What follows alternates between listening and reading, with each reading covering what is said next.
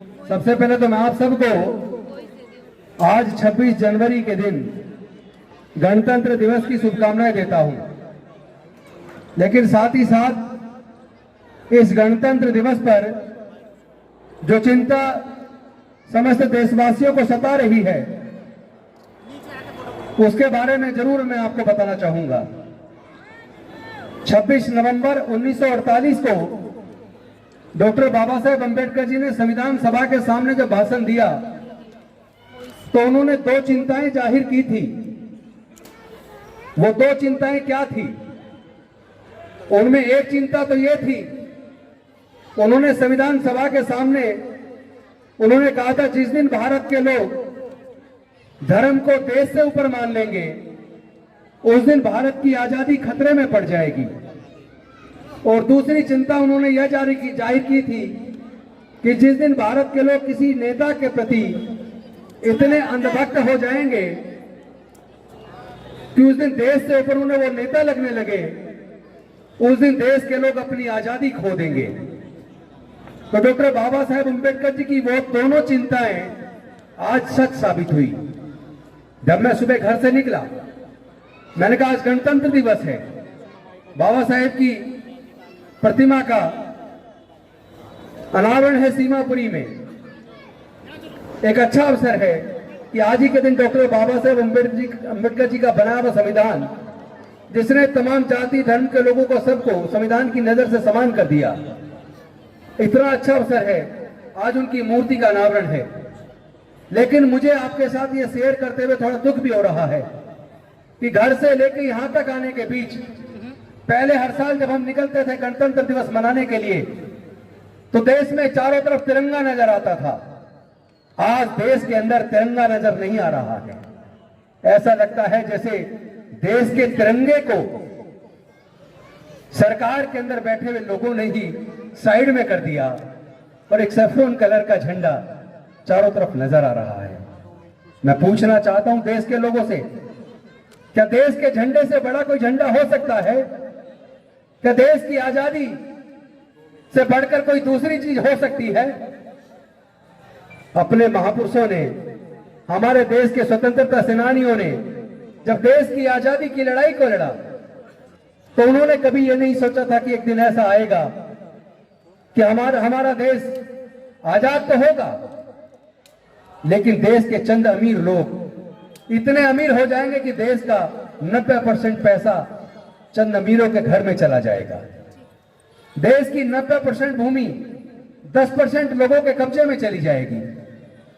देश में लोग अपनी स्वतंत्रता खो चुके होंगे। पढ़ाई इतनी महंगी हो चुकी होगी कि लोगों से पढ़ाई छीन जाएगी। सरकारी संस्थान प्राइवेटाइज हो जाएंगे, लोगों की नौकरियां खत्म हो जाएंगी, देश में ठेकेदारी प्रथा आ जाएगी, गरीबी बढ़ती चली जाएगी, कुपोषण बढ़ता चला जाएगा, महंगाई बढ़ती चली जाएगी और चंद अमीर लोग पूरे देश को लूट के खा जाएंगे। देश के स्वतंत्रता सेनानियों ने ऐसा नहीं सोचा था, लेकिन आज बड़े दुख के साथ मैं आपको शेयर कर रहा हूं कि देश की आजादी खतरे में होने का दूसरा कारण देश का ईवीएम है। ईवीएम के द्वारा चुनाव होता है। टेक्निकल एक्सपर्ट कमेटी जो ईवीएम का सॉफ्टवेयर डिजाइन करती है, बनाती है, सॉफ्टवेयर बनाती है, इस बात की पूरी संभावना है कि सॉफ्टवेयर में वो ऐसी चीजें डाल देते हैं, क्योंकि ईवीएम मशीन के अंदर टाइमर है, टाइम और डेट सेट करने का सिस्टम है, उसमें क्लॉक लगा हुआ है। अगर वो क्लॉक ना हो तो ईवीएम मशीन में गड़बड़ी संभव नहीं है, लेकिन चूंकि उसके अंदर क्लॉक लगा हुआ है, डेट और टाइम फिक्स की जा सकती है। अगर वो टेक्निकल एक्सपर्ट कमेटी बेईमान हो जाए, उसको खरीद लिया जाए या उसको डरा दिया जाए, उसको प्रभावित कर दिया जाए, तो वो इस तरह का सॉफ्टवेयर डेवलप कर सकते हैं और वो कर चुके हैं।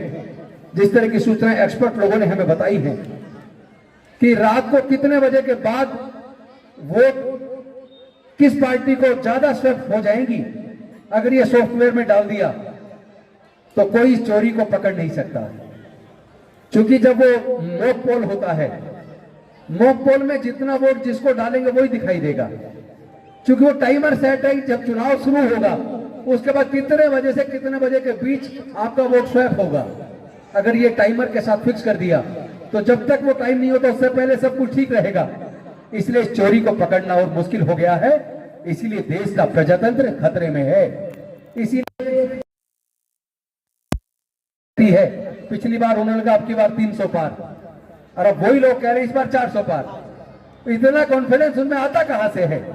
ये कॉन्फिडेंस इसलिए आता है क्योंकि वो सॉफ्टवेयर इंजीनियर, वो टेक्निकल एक्सपर्ट जो उनके अधीन है, वो लोग जैसा वो चाह रहे हैं वो वैसा रिजल्ट दे रहे हैं। और साथ ही साथ आपको याद होगा पिछले दिनों सर्वोच्च न्यायालय के मुख्य न्यायाधीश ने एक व्यवस्था दी थी कि इलेक्शन कमीशन का गठन करने की जो 3 सदस्य कमेटी होगी, उस कमेटी के अंदर एक देश के प्रधानमंत्री होंगे, दूसरे मेंबर लीडर ऑफ अपोजिशन होंगे और तीसरे मेंबर सुप्रीम कोर्ट के चीफ जस्टिस ऑफ इंडिया होंगे। लेकिन देश के प्रधानमंत्री जी ने और केंद्र की सरकार ने मिलकर उस व्यवस्था को बदल दिया, संसद में एक नया कानून लाकर, और आज उन 3 सदस्य कमेटी में एक देश के प्रधानमंत्री के साथ एक देश के कानून मंत्री होंगे, यानी 2 प्रतिनिधि केंद्र सरकार के होंगे और 1 प्रतिनिधि विपक्ष के नेता होंगे। तो इलेक्शन कमीशन का गठन जो केंद्र सरकार जिसको चाहेगी उसको चुन देगी। तो ऐसे इलेक्शन कमीशन पर भरोसा क्यों करें? और जिन देशों ने ईवीएम मशीन बनाई है वो विकसित देश ईवीएम पर भरोसा नहीं करते, वो देश बैलेट पेपर से चुनाव कराते हैं। तो आखिर इलेक्शन कमीशन इतना जिद्दी क्यों हो गया है? वो इतनी जिद पे क्यों अड़ा है कि ईवीएम से ही चुनाव कराएगा? जब देश के 95% लोग, अभी एक सर्वे हुआ है उसमें देश के 95% लोगों ने कहा है कि हमें ईवीएम से चुनाव नहीं चाहिए, हमें बैलेट पेपर से चुनाव चाहिए। तो आखिर इलेक्शन कमीशन ऑफ इंडिया देश के लोगों की बात को क्यों नहीं मान रहा है? मैं समझता हूं इसीलिए देश की आजादी खतरे में आ गई है। देश का पूरा पैसा चंद पूंजीपति घरानों के घर जा रहा है। तो आज मैं इस अवसर पर एक तरफ आपको रिपब्लिक डे पर शुभकामनाएं भी दे रहा हूं, साथ ही साथ आपसे एक आह्वान भी कर रहा हूं कि देश के प्रजातंत्र को बचाने की जिम्मेदारी वो सरकारें नहीं निभाएंगी जो सरकारें हमारे इस देश के प्रजातंत्र को खत्म कर रही है, संविधान को खत्म कर रही है। इसीलिए देश के प्रजातंत्र को बचाने की जिम्मेदारी, देश के संविधान को बचाने की जिम्मेदारी भारत के एक एक लोगों को खुद लेनी होगी। हमें ये जिम्मेदारी खुद अपने हाथों में लेनी होगी। हमें सरकार पर भरोसा करने की बजाय खुद उठकर अपने देश के संविधान को, प्रजातंत्र को बचाने के लिए सड़क पर उतरना होगा। इसलिए हमने आह्वान किया है कि हम लोग ईवीएम से चुनाव नहीं होने देंगे, हमें बैलेट पेपर से चुनाव वापस चाहिए। हम किसी भी सूरत में देश की स्वतंत्रता को खतरे में नहीं डलने देंगे। हम देश के लोकतंत्र को बचाएंगे, हम देश के संविधान को नहीं बदलने देंगे, और हम देश के अंदर सैफरन कलर के झंडे की बजाय तिरंगे झंडे को वापस एक एक घर तक पहुंचाएंगे। ये हमारा संकल्प है। हम किसी भी सूरत में भारत की आजादी को खतरे में डलते हुए नहीं देख सकते। हम किसी भी सूरत में उस सपने को खत्म होते नहीं देख सकते जिस सपने को डॉक्टर बाबा साहेब अम्बेडकर जी ने और हमारे स्वतंत्रता सेनानियों ने और हमारे संविधान निर्माताओं ने देखा था।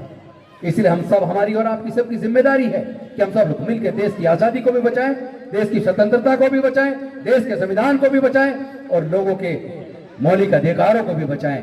क्योंकि आज तो देश के लोगों का मौलिक अधिकार खत्म हो रहा है, लोगों के बोलने की आजादी खत्म हो रही है, बोलने मात्र पर लोगों को जेल में डाल दिया जाता है। लेकिन हम ना डरेंगे, ना झुकेंगे, ना बिकेंगे। हम देश की आजादी और देश के लोकतंत्र को बचाने के लिए अगर अपने प्राणों की कुर्बानी भी देनी पड़े तो हम देंगे। बस इन्हीं शब्दों के साथ मैं अपनी वाणी को विराम देता हूं। आप सबको धन्यवाद करता हूं। और ये बाबा साहेब की सुंदर प्रतिमा जो आप लोगों ने लगाई है उसके लिए मैं आप सबको शुभकामनाएं देता हूं, बधाई देता हूं। बहुत बहुत धन्यवाद। उधर हमारे निगम पार्षद रमेश बिसाइया जी बैठे हैं, मैं निवेदन करूंगा कि वो भी